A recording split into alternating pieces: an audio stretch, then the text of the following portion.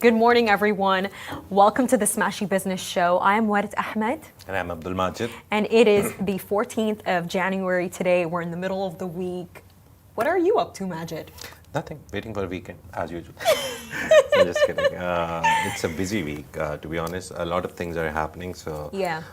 It's actually every day of every year in Dubai and UAE and in the Middle East now, since it's become the hub of business. Every day something is happening. It's crazy. Every day something is happening. And you know, we saw it in the 1 billion summit this weekend. Concluded yesterday. It's so insane. You know, when honestly, Majid, I feel intense regret that I did not attend.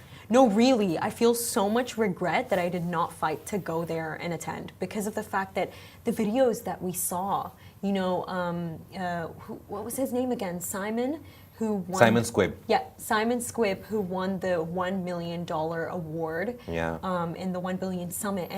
And by the way, I think he completely deserved it. Yeah. You know, there was actually this debate in the comment section of like, why are they giving it to a white dude? But I think that he completely deserved it. And I'm predicting this right now, Majid. Wait a week. Simon is going to make a video and be like, what's your dream? And actually give that money to somebody else. He doesn't need it. He's a multi-millionaire. And the way that I know that he genuinely does not need it is that his YouTube account, it has over 1 million followers. Yeah. And if you know YouTube and you know how monetization works on YouTube, if you're on YouTube and you have a lot of followers, you're gonna make a lot of money. So it was just really nice to see him win because I actually keep up with his videos and I find them so inspiring. I remember he helped this one girl open a bakery, and it's just, honestly, I think he deserved it. Do you think he deserved it? He deserved it or not? People decided. The votes were by people. That's not an answer, no, out of the top 5, there's this guy, Mahmoud Abu Zaitar. He's from Palestine. I loved his content. So on the 1 million follower page summit, you have like a show reel of every top 5 guy. And he was my favorite, to be honest. But again, whoever won, congratulations to them. Congratulations to Simon Squib. He actually started crying. The emotions. And later I saw he was talking to the National and he was like, I just got over like emotions, and he's like, there's like 3 points in my life where I cried: when my son was born, when my wife said yes to marry me, and this point, because he's like, as soon as my name was announced, everyone showed so much love in that room that it was natural that tears came out. But Majid in itself, it was so beautiful because imagine an award is handed to you by Sheikha Latifa, the daughter of His Highness Sheikh Mohammed. That in itself, that's such an honor. And on a center stage where so many of the leaders of the UAE are watching. You know, it's a big stage. 1 billion follower summit, according to them, their own statement. And to be honest, according to numbers, the number of creators that came and the whole setup, it is one of the biggest events for content creators, specifically for content creators in the world right now. And this guy, Simon Squib, apparently there were 16,000 entries throughout from the world. And he was the part of the top 10, then top 5. So he won out of 16,000 people. That's not a small feat. It's a very big feat. Not whatsoever. And a lot of people voted for him. Yeah, so there were nearly 3.3 million votes that came in. And he got the majority of them. So all the main idea that I got from 1 billion followers summit, after watching a lot of videos of content creators done by a lot of people who were there, who were interviewing whoever they could find, there's like 3 main lessons. One, it is an event which is going to grow and become big, and Dubai is becoming the center of the content creator economy. That's the main point that I saw. The second point was all of the content creators, their interviews, whoever they were talking to, the idea that they were saying was that this economy, this content creator economy, it is going to burst soon because there's so many content creators. Already burst, Majid. Yeah, no, they were like, there is going to be a correction in the market. Let's just say it's not going to burst like a bubble, but there is going to be correction where the people who actually pay the money, the brands and everything, they will come to realize that every content creator who has followers is not a content creator. They'll go to people with niches, and they'll go more for engagement and comments and all that stuff. You know, it's really interesting. Apart from followers. It's really interesting that you say that, because I actually saw this video from 1 Billion Summit where one of the content creators was basically saying that now brands are actually connecting with influencers who get the most engagement from their followers, not influencers with the most followers. And I found that so interesting, because it's like, I follow a lot of influencers and there are some people with millions of followers, but mind you, they barely get any comments. Nobody engages with it. And then you have like these niche niche influencers with like 50K, and you see their comment section. It's like people are following up with them. And micro influencers, they were the first thing that I think who disrupted this content creator economy. Because in the start, everyone's like, oh, 1 million followers will do a deal with them. This million followers will do a deal with them. As soon as micro influencers, less than 100K, I would say, these guys came into the picture, and they had very, very specific niches. Like if one person is doing Get Ready With Me, she or he will not do anything else. They will only do Get Ready With Me. So they are very niche specific, and then the audience that they have is very loyal. So their engagement is like more than 100 times than the normal people who do 10 different things. You know, this actually reminds me of something. There's this Sudanese influencer. She lives in Egypt, and she does people's makeup. She's one of my sister's friends. And my sister told me, because she was basically giving me content advice, she told me what made that Sudanese influencer stand out is the fact that basically in her TikToks, she would use like this like Egyptian music. Like this like certain aesthetic, and she said that it actually got her mentions, and she stood out in terms of branding because of something new that she did. So it's so interesting to me how, you know, if you use different sounds, if you use a different like slogan, like for example, there's this influencer, he came into Love in Dubai, he's Syrian, and you know how he starts every single one of his videos, let's go try this out, but I'm already here.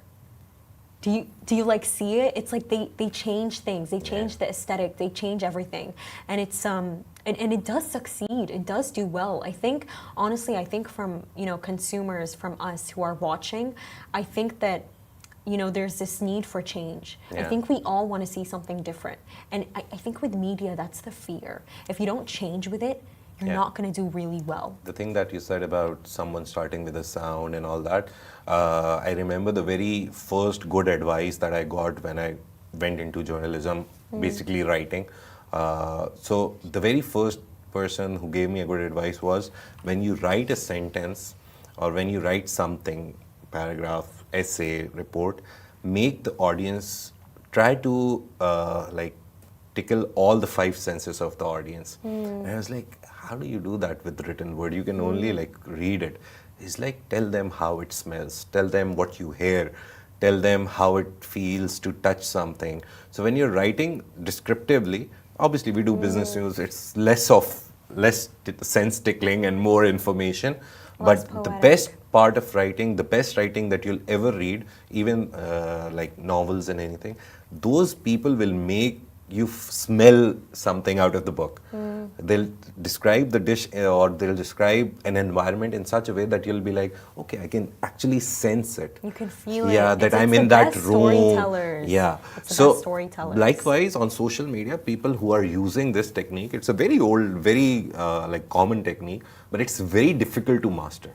To like tickle all the senses. So if you can do that, it's perfect for you. And just on the topic of 1 Billion Summit, I truly believe that 1 Billion Summit this year, Majid, honestly, not only has it painted media this way, but it's really reaffirmed the fact that media is the new gold. Yeah. And so much has come out of the summit. I mean, not just you know, the 1 million pitches where you can win funding for your company, where you can win an award the way that Simon did, but the UAE's first Creators HQ actually launched.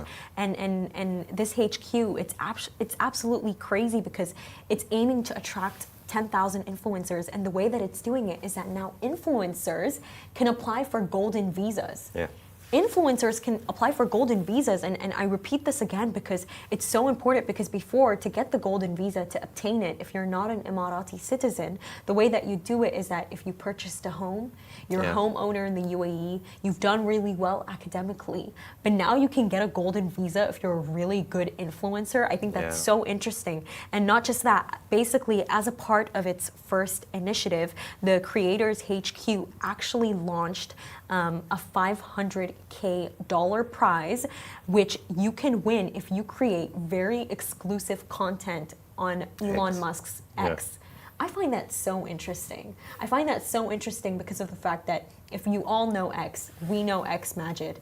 You know, X is where you can do absolutely whatever you want and say whatever you want. So it's so interesting that, you know, their first initiative for the Creators HQ is that you can win such a big prize just from creating more content on X. I think it's interesting because it's driving more people towards Elon Musk. It's driving people towards X more. And just on the topic of the US in general, for our first topic of the day, Emirati billionaire Hussain Sajwani, the CEO and founder of Damak Hills, is really betting big on Trump. He really is.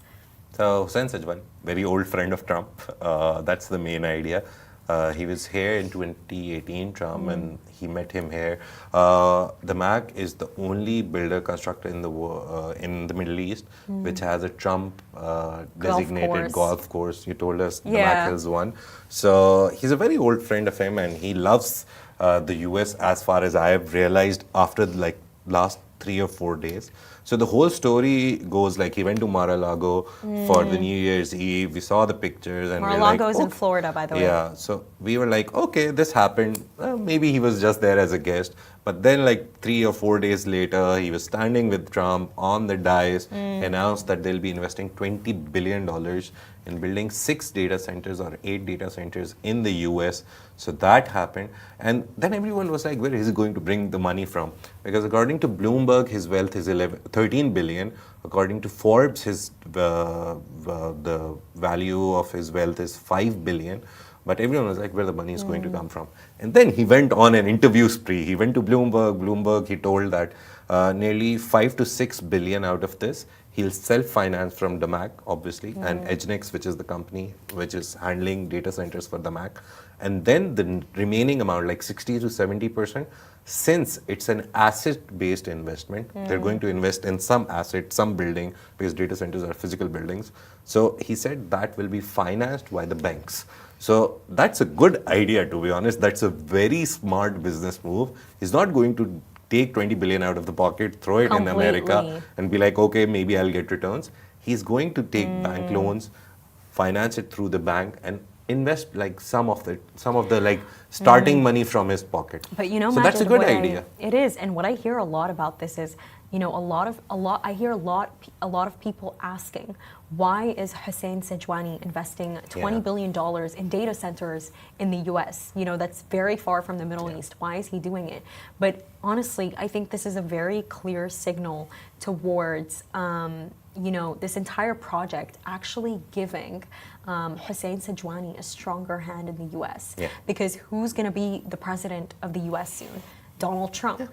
He's going to be in just 6 days. Exactly. he's going to be the president soon. And if you have President Trump's ear, that will only give Sajwani more space to do more investments into the US. Like, you never know. We honestly might be hearing soon that Damak Hills is going to be expanding into the US. And if you're friends with Trump, what's that going to do? Regulations, contracts, actually getting approvals. It's all going to be so much more easier. So for those of you asking, like, why is he doing this? I definitely think that he's going to get something in return, especially with the fact that Trump, who is he also friends with? Elon Musk. All these people, it's such a, honestly, they're building a nexus of businessmen. Honestly, it's such a businessman cult. I really do think it is, and it's going to be so successful. But just like on the topic of the U.S. in general, you know, we all know that, you know, there is a possibility that TikTok might be banned soon. So as of January 19th, there's this very increasing fear in the US that TikTok might be banned. But what I found so interesting about the entire story, Majid, is the fact that, you know, Times, they released this chart And basically, what this chart was saying was that the Supreme Court had worries that through TikTok, American data would be stolen. And they had this fear because of the fact that TikTok, although they're leaders from Singapore, TikTok is actually owned by ByteDance. And ByteDance is a Chinese company. But despite this fear that they have that the Chinese might be stealing their data, Time released this chart. And what this chart showed is that US viewers specifically actually had 82.6 million views on the Free Palestine hashtag in 2023, while I Stand With Israel only had 2 million views from US viewers. And I found that to be such an interesting perspective, Majid. Yeah. It was so interesting because of the fact of it really it raises questions. It did raise questions. A lot of social media users speculated that the reason why TikTok might be getting banned is because of the fact that there is such increasing support from Americans for Palestine, and that they're seeing the ongoing genocide in Gaza, and they are supporting Palestinians, and that might be the reason why. And just to credit this argument more, just very recently, Biden did provide $8 billion in funding to in arms to Israel. So they provided them with more weaponry. So we can see here that Biden does support Israel, and it's actually under Biden that the bill was passed that TikTok should be banned. So it's really interesting. Yeah, there's a lot going around about TikTok. You want to tell them about what Kevin told O'Leary? You one angle. Kevin O'Leary has pitched that he wants to buy it. There was a recent report that China may sell.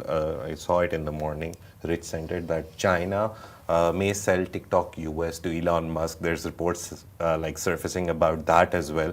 So there's a whole. What do you say? A cosmos of things happening. It's crazy. The TikTok US is in the middle, and there's like a whole circle of stuff happening around it. So by January 19, we'll know what happens. Coming back to Sajwani, there's this interesting thing that I read that he has been a businessman who's been through so many bad times, but he's always survived because he always goes head first into challenges. And this is very interesting that I read about. I never knew. I just thought he started the Mac Properties and the Mac Group and was successful like this. So apparently he has a habit of going big. So him going big in the US, it's a very good sign. And it will give one Emirati guy, one person, a foothold in the US. And everyone can then later build on it. Exactly. So that's the thing that he's doing. He's putting the first foot in front for everyone else to follow. That's going to be a great thing. Let's see how it turns out. I think hopefully. that's an interesting perspective. And for our second topic of the day, Abu Dhabi-based holding company ADQ, through its subsidiary Q Logistics Holding, has made an offer to fully acquire Aramex, the Middle East's largest courier company. Now, from this story, what's so interesting is that this deal, per share, they are trying to acquire it per share for 3 dirhams. Yeah. And the market price really impressive, was 2 point something. So they're paying above market price. So basically, Aramex is listed on the Dubai financial market in Dubai. So the last price, I remember, Jan 19, it was 2 point something. And these guys, they were like, we'll offer you more than that. So go and sell us the Aramex whole system. Basically, every sovereign wealth fund in the UAE and specifically and more like specifically in Abu Dhabi, ADQ, ADIA, Mubadala, all these guys, they're trying to get their hands on as many businesses as possible because the more you invest in something, the more returns you'll get. That's the basic rule of their rule of investing. But I so think Aramex is, I think Aramex, you've used Aramex? I've used it once. It's I've great. used it so much, and they're so quick, they're so smooth. When you're actually getting an order from them, they always send you a message on WhatsApp through their chat bot, and then like you confirm your location. I think it's such a smooth operation, but more than that, Majid, what I find so interesting about Aramex is that right now we know that it's headquartered in Dubai in the United Arab Emirates, but the company was actually founded by by Fadi Ghandour and Bill Kingston in 1982 in Amman, Jordan. Yeah. And it was actually the first Arab-based company to be Nice. listed on Nasdaq Stock Exchange. I think that's why I find the story so interesting overall. It's not on DFM. It's on Nasdaq Dubai. Thank you for the correction. It's on Yeah. Nasdaq Dubai, not on DFM. But Yeah. that's why I find the story so interesting, Majid, because Yeah. of the fact that it was founded in Jordan. And for me personally, when I see companies, that come from Jordan, that come from Morocco, from Sudan, from Egypt, becoming this big to the point that they're being purchased for this much, 3 dirhams per share. Yeah. I think going to that's be big. I think that's so inspiring. It is because it's like they're really expanding from their roots. Yeah. They're growing. The good to thing is something the money big. stays in the country. So one sovereign wealth fund buying a company, the money stays in there. So it's like local investment. It's like some Saudi rich venture capitalist investing in a startup. So the money stays within the country, and that's good. That shows growth.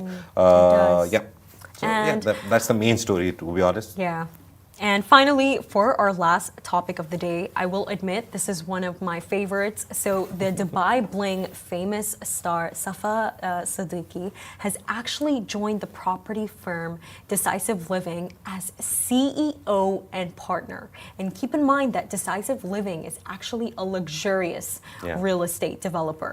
And what's so interesting about all of this is, let me just tell you what she went Yeah. on to say on Instagram.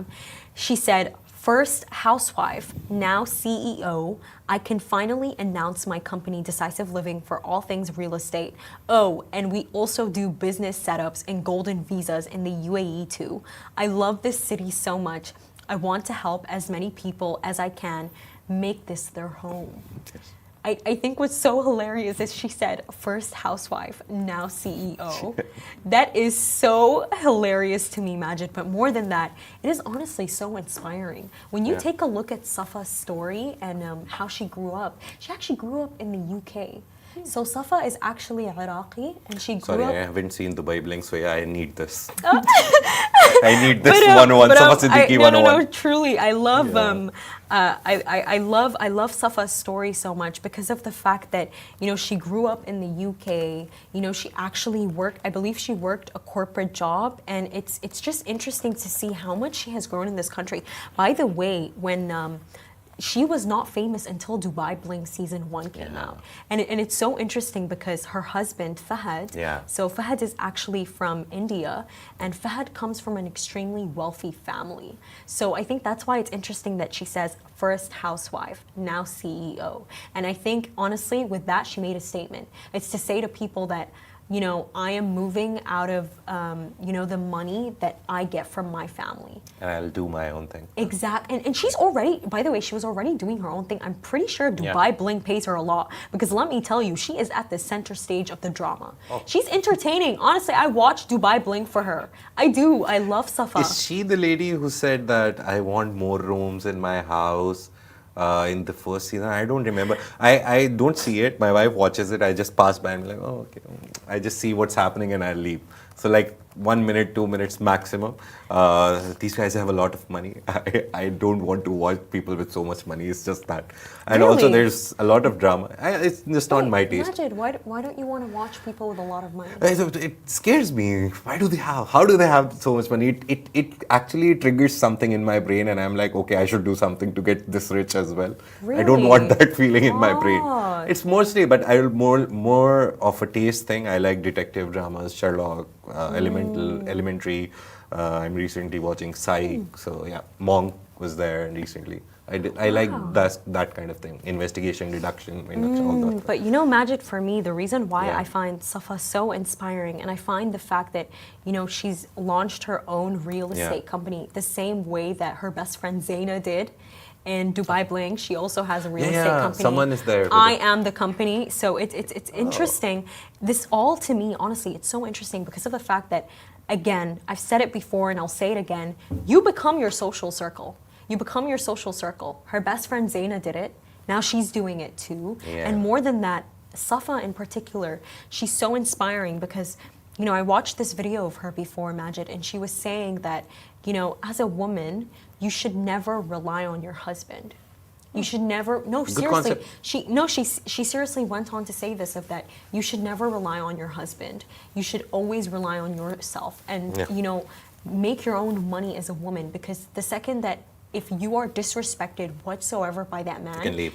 you can leave. Yeah. And especially like Majid, like that touches my heart so much because especially as a Sudanese woman, coming from a lineage of women whose lives were defined by the fact that they didn't have money, that they didn't work, that they weren't educated, that their husbands could actually make most of the decisions because of the fact that they didn't make money, that makes me emotional. What do you think drives me to do everything that I do? No, seriously, I actually grew up like that.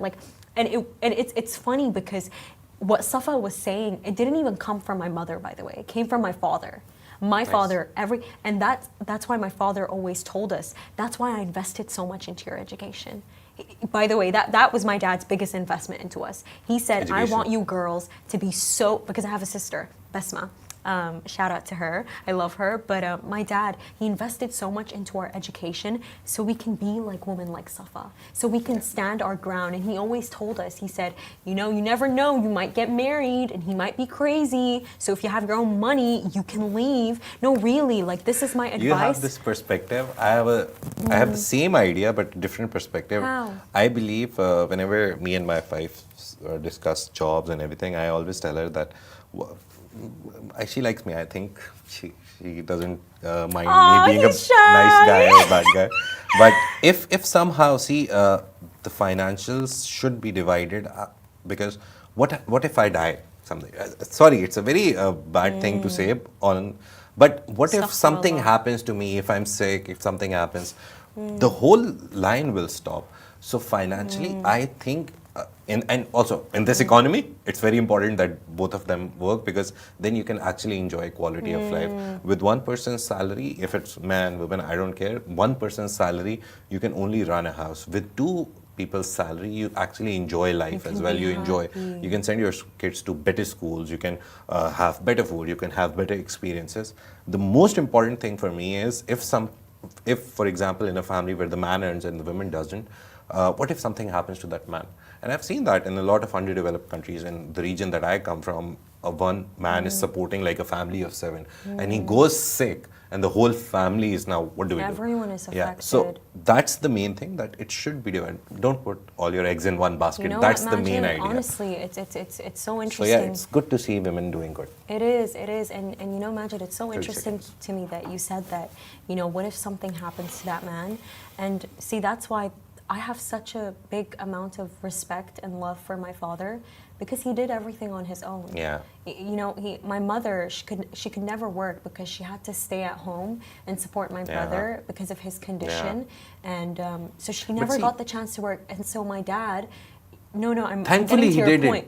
He did it, yes. I did graduate from high school and I did my first 2 years of university. Yeah. But it's like the second the war hit, the second that the war hit in Sudan and my dad lost his entire business, what happened to me? My year in university was frozen. I can't pay my university fees. So it's funny that, you said, I've seen this happen in a lot of underdeveloped countries. Even in developed countries. It happens even here in the UAE. It has happened to me, and it's like, that's exactly why I try and work as hard as I can. Yeah. It's, I won't lie to you, I do have that privileged mindset of, I can always get married. I know, I do have that, but I don't go on it. No, really, I don't go on it because Majid, for me, it's so emotional. Every single time, I know you might think I'm crazy for this, but every single day I come into the office and you're thinking to yourself, why does this girl have so much energy? I know you ask yourself that sometimes. Why do I have so much energy? Everyone has a different energy. When I'm doing everything. And it's like a lot of people tell me, it's because you're young. That's why you have so much energy. But the reason why I have so much energy is because of this keen awareness of that, I come from a lineage of women who never did much with their lives, and because of it, they were so controlled. And I want to break out of that control. I want to break out of any control that any system, any man, anything can actually place over me. And I want to be able to rely on myself. Yeah. And that's what Safa has done. Yeah. She has relied on herself. And by the way, if you watch Dubai Bling, her husband Fahad is always saying, Safa, I want you to have more children. I will By the never way, it's an watch it, but yeah. Imagine they have this debate right there in the screen, and I'm like, Nice. y'all, like this is a little bit private. I don't feel like we're meant to be watching this. But she basically has two little girls, Yeah. and they're so beautiful. And it's like her husband Fahd always says, "Oh, let's have a third boy. You know, let's have." And she just always looks at him like, "I'm done here. Like I'm not doing more of this." And so it's like Safa, I feel that she can make that decision and she can stand on it, and she can't be forced by her husband to do anything she doesn't want to do, because guess what? She's powerful now. Yeah. She's a media star. She now owns a freaking real estate company. I mean, that's crazy. She just kept on going. Like, Yeah. I love that about her. No, women should do this. The time has come that women take over. Trust me, that's my take. That's your Yeah, take. men have done Thank you, so much Majid. bad to the We- world. They've done good, but they've done bad too. We appreciate So, yeah. you for acknowledging Women that. should take over now. Let's see. They should No, run the world. 1 second. I don't think that they should completely take over. Not take over. Like they should be now. It's not about even allowing them. We don't have the right to allow them. It's their choice, and they should take over. It's like JLo said, "Women rule the world." See, Majid, I agree Yeah. with you in a certain sense of thank you for empowering women. Yeah. But you know that recently we had this discussion. A report came out by the Financial Times where it's mostly in Western countries where the rate of women taking on higher scale jobs like CEO, founder, managing director has actually increased, and the rate of men working those jobs has actually gone down, and that men are more of stay-at-home husbands. Yeah. That is extremely concerning. I do not support the rise of that. I think it's really strange, especially as a woman in my Arab culture, seeing the way that men work. But we'll continue this discussion continue tomorrow. this discussion. We'll continue this discussion tomorrow. Thank you so much for watching, everyone. This is Smashi Business Show, a Smashi Business production under the Augustus Media Podcast Network. You can find our newsletter on Smashi TV, and you can follow us on all of our social media channels. Thank you.